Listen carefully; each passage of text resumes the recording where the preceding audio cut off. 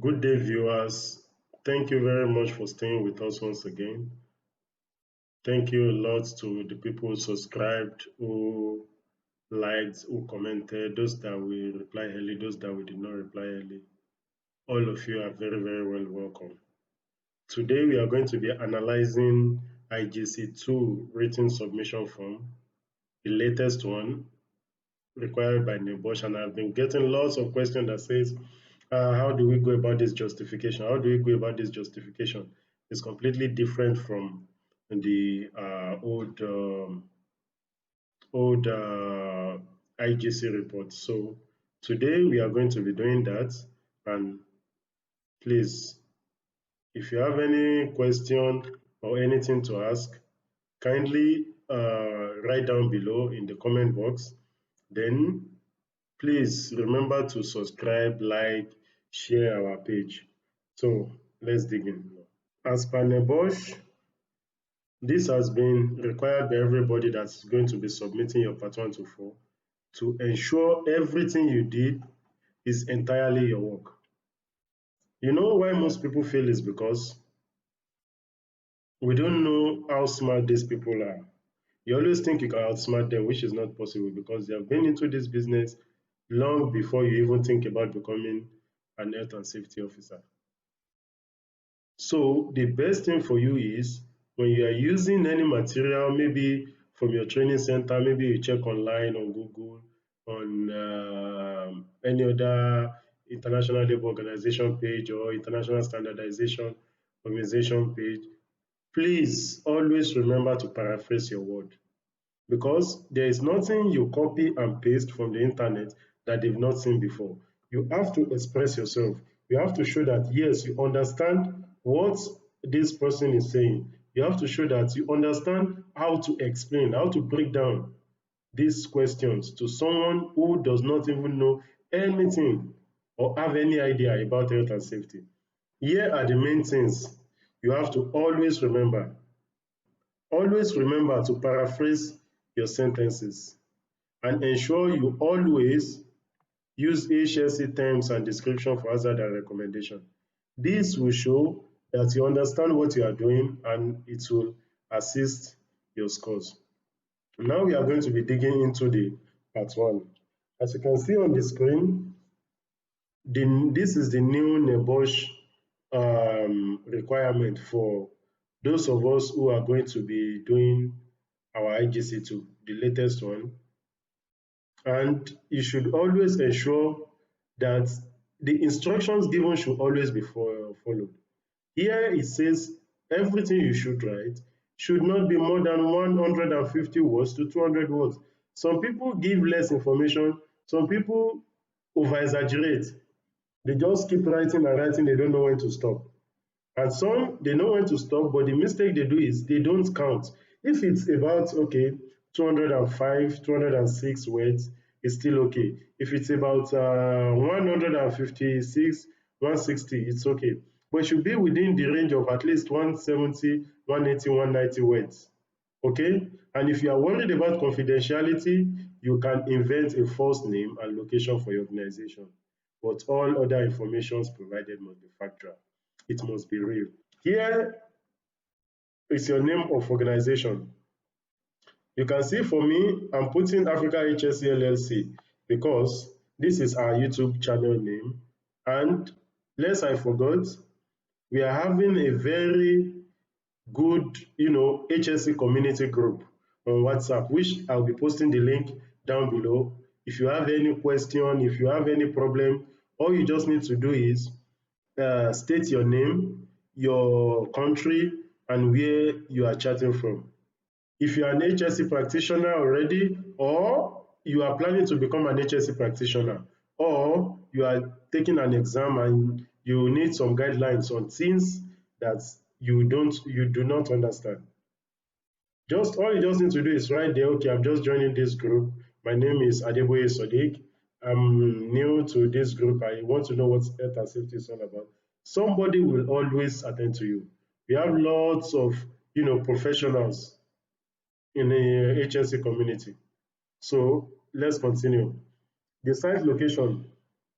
The site location is situated near Mohammed bin Zayed Municipal, 25 kilometers distance from Musafa, Abu Dhabi City. I'm only using this because I stay at Abu Dhabi. Okay? And for it to be realistic, you have to ensure what you are given is reasonable. If someone is trying to locate where you are working, he can easily, without description, can just go there, okay, if I drive 25 kilometers from this place to this place, I'm going to get Africa HSC LLC, either site or office, okay? And they are asking you number of workers. You know the mistake most of us do is, we just write 500 workers. Some write 500 employees, my friend. How do you like when you are talking to someone, you are asking questions, then the person is just telling you yes, no, okay, yes, no, okay. You know, it looks as if that person does not want to talk to you, that person is reluctant to talk to you, that other person does not know what he or she is saying, or that person does not want, to give information they know. So all they just do is give you short answer of yes, no, so that you can leave them. This is what it looks like. You see, when you are given description of how many workers, okay, we have 500 workers, which include electricians, safety managers, and safety officers, and so on and so forth, bricklayer, welders, and so on and so forth. It depends on the kind of site you are writing your risk assessment for. If it's an hospital, you know what to write, the type of staffs that are working there.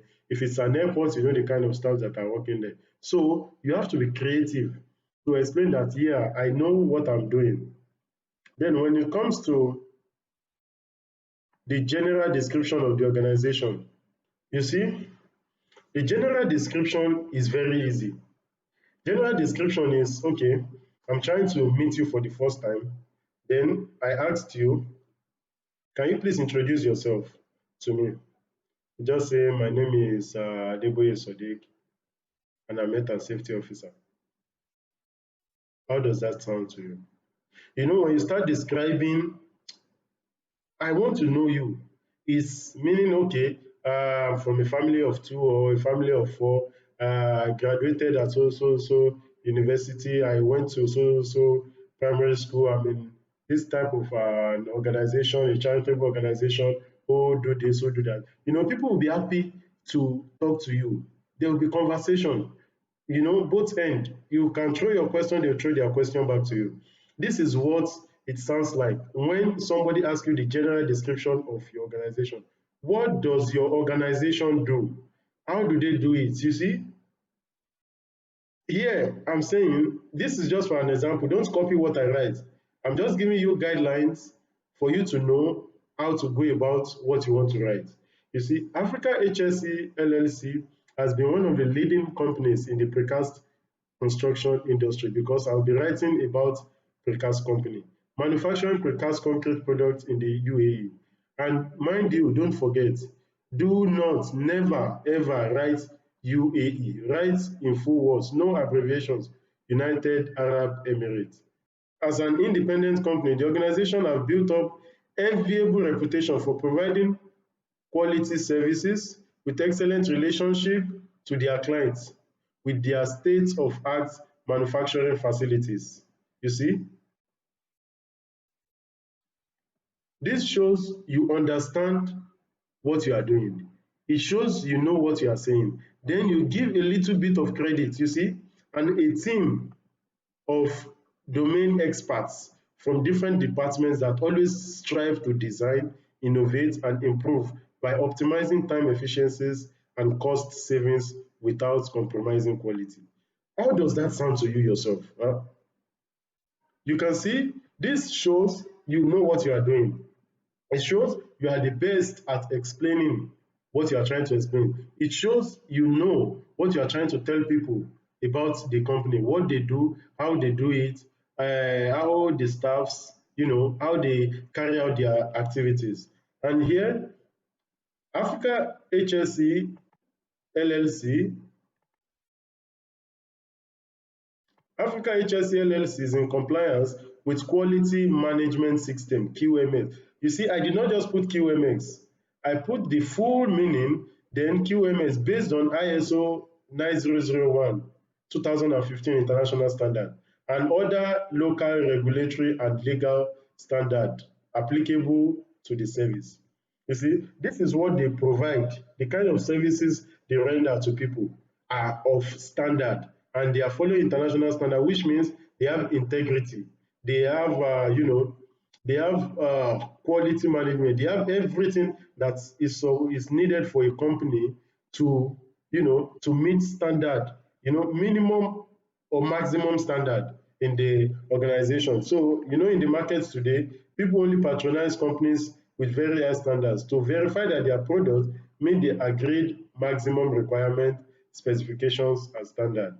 To monitor, benchmark, and continuously improve their business, organization, and employee performance. You see, this is a general description of what a company should look like. Then, description of the areas to be included in the risk assessment. Which areas do you have on site? You see, some people, when they say areas on site, they just put where electrician is carrying out their work, where bricklayer is carrying out their work. We all know this kind of people have been there because you've explained them in the 500 workers or 1,500 workers or 2,500 workers. You've explained them that they have this kind of things. But don't do the mistake. When they are saying you describe the area, you give in depth, like you see loading area. Where is a loading area? Loading area is where the materials that's being used on site is being removed and replaced for the work to continue. And you see welding sections, access and egress. Access and egress means where people, motorists pass, where people pass in to and fro. You see, one way in, one way out. But the best option for a work site is to have just one way to avoid collision of human and pedestrian. So if it's one way, people will go in from here, they'll come out from here. Okay? So there's no how either vehicle will hit each other or a pedestrian will hit a coming vehicle because both of them are both coming one way in and going one way out. Okay? And confined space, routes, and workplace environment where tasks like now you can see how I differentiated this place. Workplace environment where tasks like manual handling, lifting, material transferring, working at height, welding and excavation takes place. You see, when you describe the area, these are the area you described. But what are the things happening at that area? You see, manual handling, lifting, welding, excavation, and so on and so forth. And now, you should aim to complete this section in approximately 100 to 200 words. This section can be completed after you have completed your risk assessment. Outline how the risk assessment was carried out, those are the questions, and this should include sources of information, where you got your information from. Okay? You might get your information from Google, you might get your information from Twitter, from Facebook, from anywhere in the world, as long as there's an internet, as long as it provides the information of what you need. But based on occupational health and safety and NEBOSH, where they usually and most accepted information should be from International Labour Organization site, which I'm going to open for you here so you can see what it looks like. This is ILO site, and here you can see labor standards. At the labor standard, you can find convention and the recommendation, anyone you need. You can see convention C14 and so on and so forth. Anyone you need to, to assist your report in ensuring that it's of quality and you understand what you are doing. All is here. So as long as you know what you are writing, all the hazard you are writing, there is a recommendation and convention attached to it from the International Labour Organization side. And for those of us using Abu Dhabi Code of Practice, you see, this here you find hazardous material, management of asbestos, containing materials, lead exposure management, personal protective equipment, never write PPE, occupational noise, vibration, first aid and medical emergency, and so on and so forth. You see, I just want to open another page so you can see what we are talking about. Here, safety design permits to work at height, lockout tagouts for electrical, driver fatigue prevention, scaffolding, and confined space. You see, all this is your local standard, while this is an international standard. As you can see, it's written here, it's International Labour Organization. So when you are writing your report, you have to ensure that your reference is from one of these. If you are from Nigeria, you are from Ghana, you are from Uganda, you are from Kenya, anywhere in the world, US, UK, Denmark, as long as you are an health and safety practitioner, always use an international standard and back it up with a local standard. Although the examiner might not know very well your local standard, but when you are given a link and a description of how to get that local standard, they can go through it and say, yes, this guy is exactly what we need. He knows what he's doing. He knows the right things to do. Okay? So, apart from your source of information, who do you speak to? And how you identify the hazard, what is already being done, and any additional control or actions that may be required. As you can see, this report was carried out in the reference to International Labour Organization Code of Practice Recommendation R164. Now we go back to our International Labour Organization recommendation R164, right? This is R164. What does R164 say? Is the Occupational Safety and Health Recommendation, which was provided in 1981, number 164. And here you have various recommendations here. Field actions, technicals, lighting, ventilation, orders of cleanliness, and so on and so forth. If you are writing about housekeeping, you might use, cleanliness of the workplace, and so on and so forth. If you are using environmental hazard, you see temperature, humidity, movement, and so on and so forth. You can find a lot of them here, and always remember to include the article you are writing about, okay? So, and convention C115, the same thing when you're writing about the convention, all you just need to do is go back to this website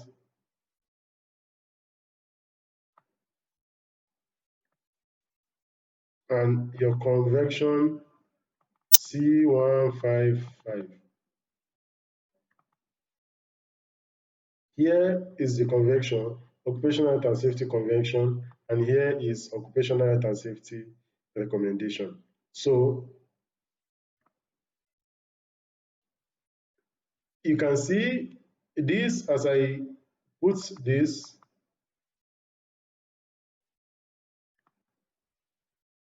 This report was carried out in reference to Organization Code of Practice Recommendation and Occupational Health and Safety Convention. Now the local regulation, Occupational Safety and Health, which Code of Practice 23.0, that's the article. Now we go to Code of Practice.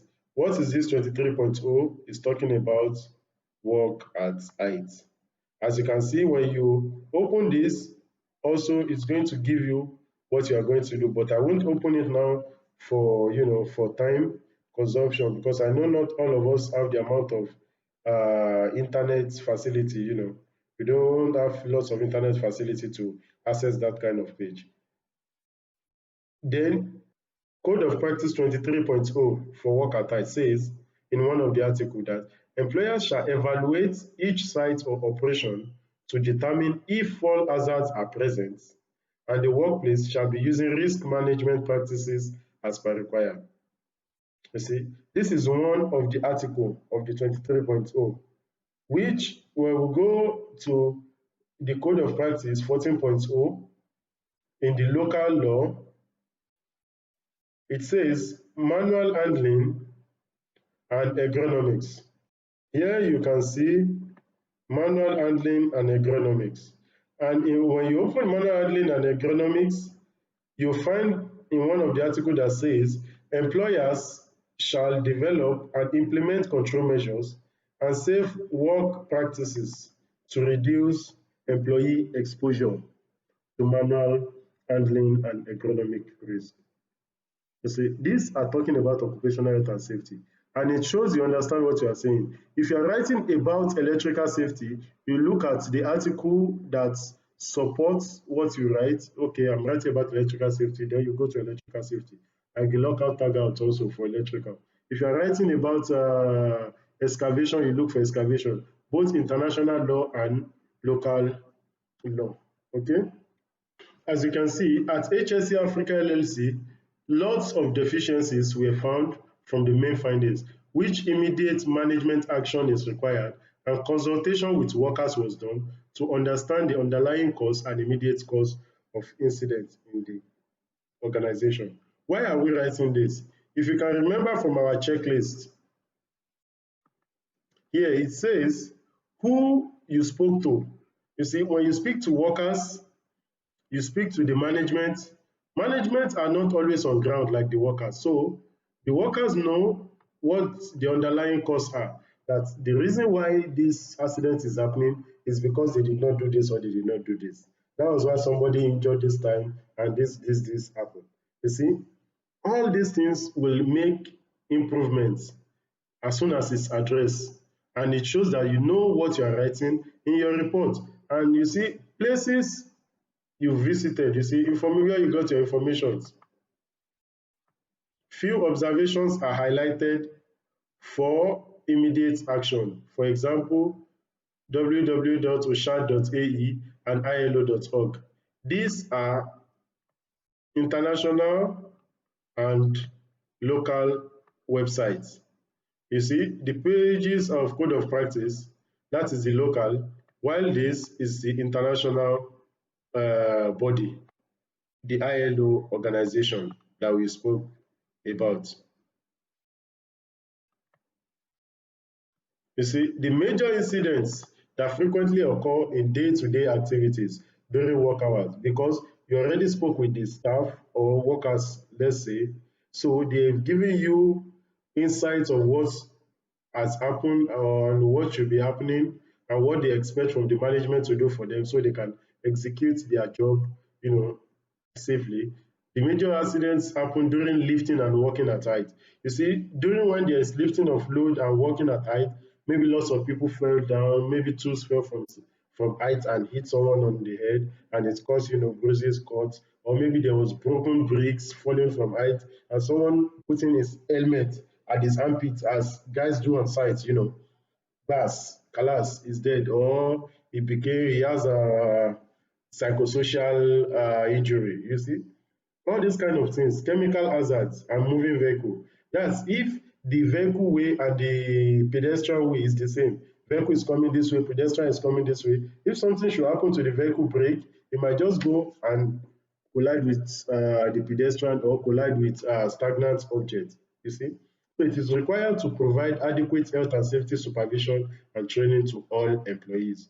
This training would allow workers identify and familiarize themselves with the risk and hazard associated with their work, then how to eliminate the hazard and control the risk with the hierarchy of control. We all know the hierarchy of control, right? You don't need to put the hierarchy of control, but I'm only putting this so you will understand what it looks like. What are hierarchy of control? Elimination method, that's eliminating the hazard completely. Substitution method, you see, that's if the hazard cannot be eliminated completely. So how do we go about it? How do we, work and ensure that someone does not, okay, we substitute that hazard with something less hazardous, but still will do the same work and we get the same results we want. Okay. Let's use an example of spray paint. You see, when you're spraying paint, the hazard is too much, right? So instead of using spray paint that has lots of chemical in it, you just use water paint. You see, water paint is less hazardous to spray paint, like oil paint, if we, as we call it. That is called a substituting method. And engineering control, you see, hard barrication, beacon lights, safety signages, and so on and so on. These are the things people see that, okay, this is safety. These are engineering controls, things you put in place to ensure that, okay, this place has been guarded, nobody from outside can just walk into the site to avoid accident or injury. And administrative controls are the things you put in place to control hazard, you know, written reports like permits to work, safe system of work, task analysis, and so on and so forth. Okay, and the personal protective equipment. This is another mistake most of us make. We just write PPE. What is PPE? If you check PPE online, PPE have lots of different meanings. Okay, but easier for you to put personal protective equipment. And if you are putting the RPE also, you have to put the respiratory protective equipment. Never ever try to write in short forms, and don't forget, always paraphrase your words. So for you to join us in the part 2, you can click the link down below. Please like, subscribe, and share with your colleagues that are about to do their IGC2 reports. Okay, we'll be putting the part 2 underneath because it will be too long for us to fit all in one stretch. Okay, thank you very much for watching, and I hope to see you soon. Ciao.